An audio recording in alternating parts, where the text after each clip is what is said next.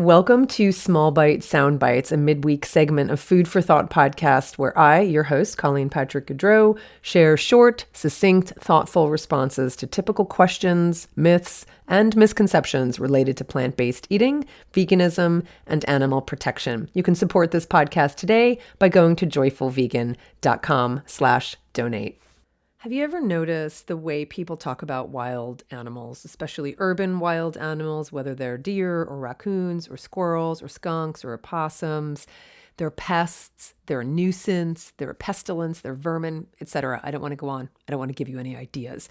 The animals who live among us are part of our communities. They're residents and contributors. They're not outsiders or intruders. Every animal whose space we share, the deer, the squirrels, the bees, the birds, the foxes, the skunks, the rats, the raccoons, face challenges that threaten their survival every single day. Noisy leaf blowers, unleashed dogs, speeding cars, light pollution, habitat loss.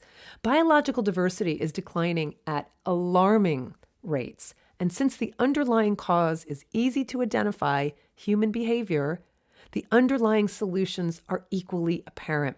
There are a few changes we can make that will make all the difference. We can stop planting non-native landscapes. Animals can't survive without the plants they co-evolved with.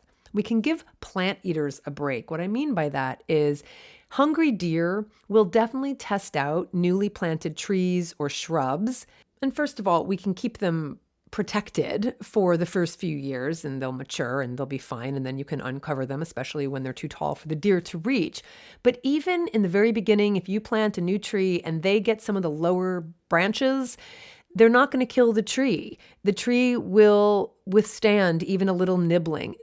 Deer are browsers. They like to try new things, especially when they're in their environment. So instead of demonizing the plant eaters, the deer, for eating plants that you've planted, just do what you can to still have a landscape that you love, while also being mindful that they're not trying to hurt you. They're just trying to help themselves. Stop poisoning rats.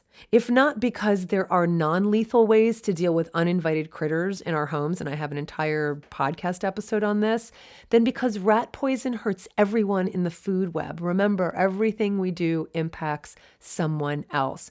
The question we have to ask ourselves is, do we want that impact to be negative or positive?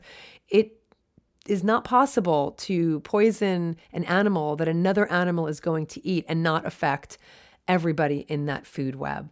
Create wildlife corridors that allow animals to move freely through yards without risking the dangers of the road. Fences have hindered millions and millions of animals and millions of acres across the United States and other countries as well, where you can create a way for especially the larger animals to migrate through your yard, your neighborhood, makes a huge difference for them. Everything we do has an impact on someone or something else. It's not that we can make a difference in this world. It's that we do make a difference. The question is, do we want that difference to be harmful or helpful?